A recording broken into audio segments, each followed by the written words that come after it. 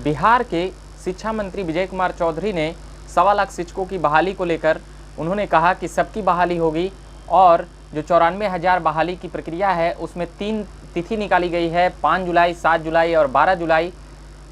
कहां कहां जाना है वह हम बता देते हैं। 5 जुलाई को नगर निकाय नियोजन इकाई में जिला मुख्यालय जाना होगा और 7 जुलाई को प्रखंड नियोजन इकाई जिला मुख्यालय जाना होगा और 12 जुलाई को पंचायत नियोजन इकाई प्रखंड मुख्यालय जाना होगा। ये 3 तरह का डेट है, ये बहुत ही महत्वपूर्ण है, इसे आप नोट कर लें और जो भी इसमें बातें हैं उसे पूरा करें वहाँ जाकर, वरना वहाँ पर चूक सकते हैं। उसके बाद फिर जिस प्रकार से 15 अगस्त से पहले नियुक्ति पत्र देने की बात जो शिक्षा मंत्री ने की थी वह अब लगता है कि पूरा होता हुआ नज़र आ रहा है। मगर 30,000 जो STET में मेरिट लिस्ट के बाद जो विवाद खड़ा हुआ है वह क्यों खड़ा हुआ और शिक्षा मंत्री इन बातों को क्यों नहीं समझ पाए, और जो BACB के अध्यक्ष हैं, BACB के अधिकारी हैं बनाए गए हैं इस नियोजन प्रक्रिया को पूरी करने के लिए, वो इन बातों को क्यों नहीं समझ पाए। अभ्यर्थी भी इस बात पर ध्यान दें कि जो रिजल्ट है वह अलग है और मेरिट लिस्ट है वह अलग है। मगर जब मेरिट लिस्ट जब प्रकाशित हुई तो कई अभ्यर्थियों का नाम उसमें नहीं था, क्योंकि 30,000 अभ्यर्थियों का ही मेरिट लिस्ट निकाला गया या जो भी उसमें था उसमें कम करके निकाला गया। तो अब जितने अभ्यर्थियों ने इसे रिजल्ट के रूप में निकाला था तो फिर इसमें क्यों नहीं आया। अभ्यर्थी इसको लेकर नाराज हैं, मगर शिक्षा मंत्री और आयोग के अध्यक्ष इन लोगों का कहना था कि जो भी रिजल्ट आया है उन सभी की बहाली होगी।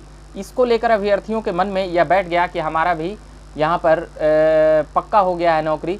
तो यहाँ पर कन्फ्यूज़न यहाँ पर यह भी बनाते हुए नज़र आए उन तमाम अधिकारी और शिक्षा मंत्री के बयानों से ये सारा कन्फ्यूज़न पैदा हो गया।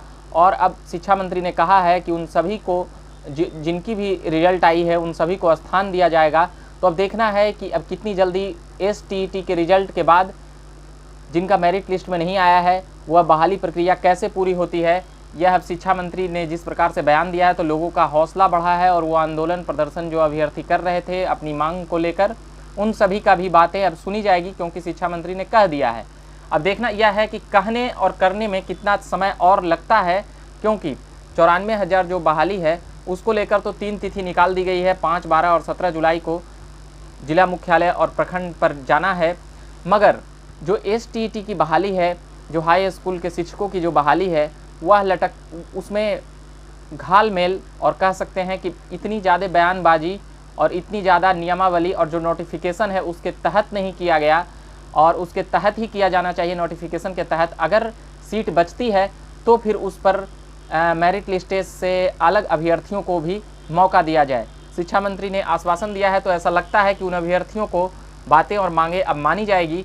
तो अभी के लिए हम इतना ही कहेंगे। जो यह कन्फ्यूजन पैदा हुआ है इसको लेकर अभ्यर्थी भी असमंजस में है और अधिकारी पदाधिकारी भी असमंजस में है, जिनका मेरिट लिस्ट में आया है वह भी असमंजस में है।